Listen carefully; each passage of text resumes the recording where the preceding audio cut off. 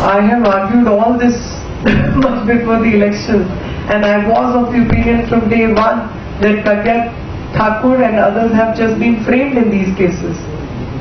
And all that atrocity a person like Pragya Singh Thakur has undergone, I think if there was any other liberal law-abiding country, there would be a counter investigation on those. मैं केंद्र सरकार से इतना ही अनुरोध करना चाहता हूं कि हमें मालूम है कि आप उनका बचाव करना चाहते हैं। हम जानते हैं कि आपके संबंध उन सब लोगों से हैं जो आतंकवादी गतिविधियों में शामिल रहे हैं।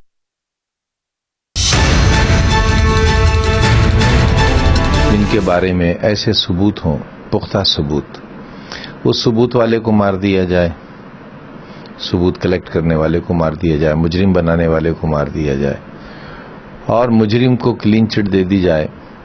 ये इंसाफ करने वालों को के लिए खुद एक सवालिया निशान है कि इस तरह की क्लीन चिट देना कहां तक वाजिब और जायज है। But it has been my case since 2008, ever since Sadhvi Pragya was arrested, that she was innocent and that she was subjected to some kind of custodial violence as well. That's also pending in the NHRC in Delhi. So as far as Sadhvi is concerned, I can clearly tell you that there was no evidence against her, and she was certainly not involved in Maligaon 2008. I've been saying it from the rooftop, screaming it from the rooftops since 2008. UPA की सरकार ने भगवा और हिंदू को आतंकवाद कहा था।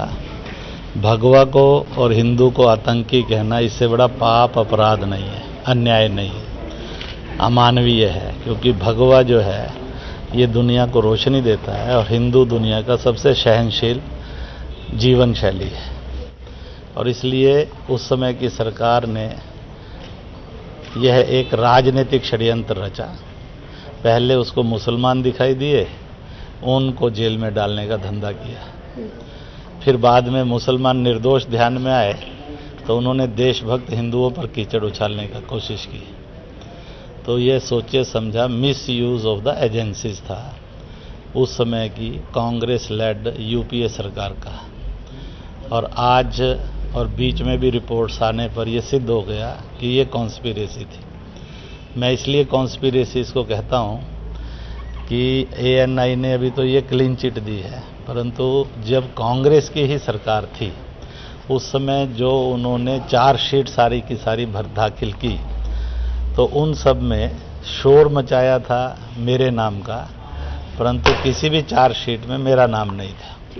इसीलिए वो उसी समय में असफल हो गए थे। और मैंने कहा था कॉन्स्पिरेसी अगेंस्ट पैट्रियोट्स ये कांग्रेस के लिए घातक सिद्ध हो गया और शायद भगवान ने उसके दुष्कर्मों की सज़ा कहीं ना कहीं उसको मिली भी है।